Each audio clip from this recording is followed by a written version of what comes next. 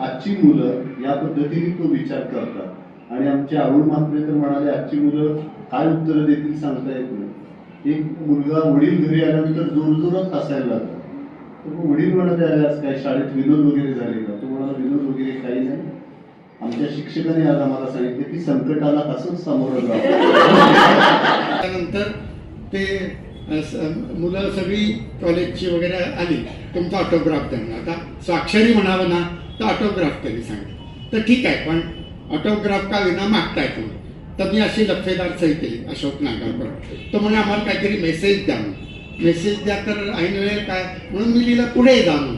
त्यामुळे आम्ही काय रिक्षा आहे का म्हणून पुढे जा म्हणजे आमच्या जनरेशनला साधेसं असं काहीतरी संदेश द्या. मग मी त्यात लिहिलं ढेकणासारखं चिरडून भरण्यापेक्षा डासांसारखं गुणगुणत गुणगुणत मरा म्हणून वगैरे. त्यामुळे